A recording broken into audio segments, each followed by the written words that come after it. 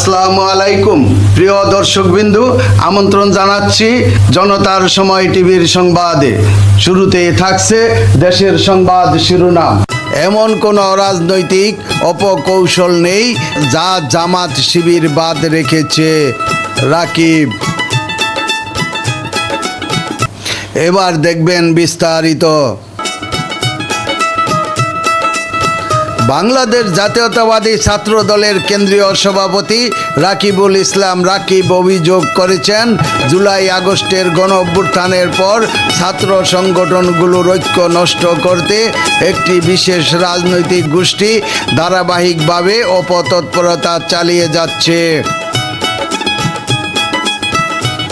এছাড়া এমন কোনো অরাজনৈতিক অপকৌশল নেই যা জামাত শিবির বাদ রেখেছে। সোমবার 18 মে রাতে নিজের ব্যক্তিগত ফেসবুক অ্যাকাউন্টে দেওয়া এক পোস্টে তিনি এই অভিযোগ তোলেন। পোস্টে তিনি লেখেন, জুলাই আগস্টের গণ অভ্যুত্থানে গড়ে ওঠা ছাত্র সংগঠনগুলোর ঐক্য তথা ছাত্র জনতার ঐক্যকে বিনষ্ট করার জন্যই 5ই আগস্ট 2024-এর পর থেকেই একটি বিশেষ রাজনৈতিক গোষ্ঠী অপতৎপরতা অব্যাহত রেখেছে। বিগত 1.5 বছরের অধিক সময় শত শত মব সোশ্যাল মিডিয়ায় প্রতিনিয়ত মিথ্যাচার, নোংরামি, চরিত্র হরণ সহ এমন কোনো অরাজনৈতিক অপকৌশল নেই যা জামাত শিবির বাদ রেখেছে।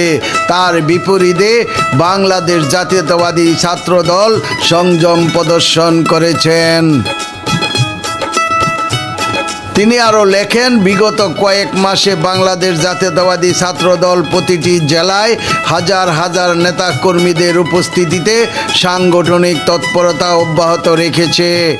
এই সকল মিছিলে অংশগ্রহণকারীদের সবাই খুনি হাসিনার বিরুদ্ধে নিপীড়নের শিকার এবং অধিকাংশই দেশের বিভিন্ন শিক্ষা প্রতিষ্ঠানের শিক্ষার্থী।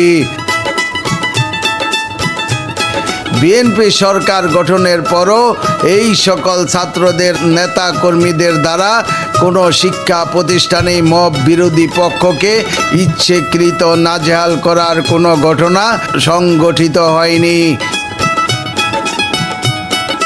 অথচ ছাত্র শিবির শুধুমাত্র গুটি কয়েক প্রকৌশল বিশ্ববিদ্যালয়, যেখানে দীর্ঘ সময় ছাত্রলীগের পতাকা তলে আশ্রয় প্রশ্রয়ে থেকে গুপ্ত রাজনীতির চারণভূমি গড়ে তুলতে সক্ষম হয়েছে,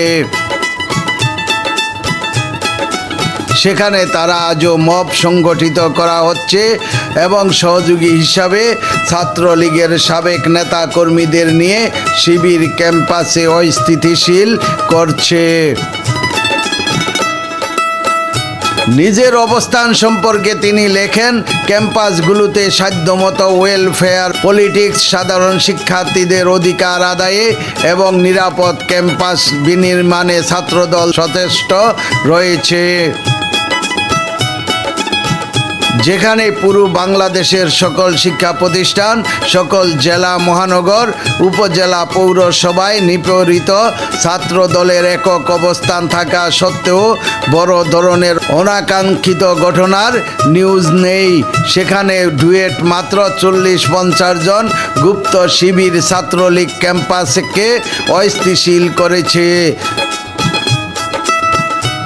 তার চেয়েও বড় অপরাধ, ডুয়েট শিবিরের ঘোষিত কমিটি থাকা সত্ত্বেও উদ্বুদ্ধ পরিস্থিতিতে বিগত 5 দিন শিবির নিজ ব্যানারে কোনো কর্মসূচি পালন করছে না।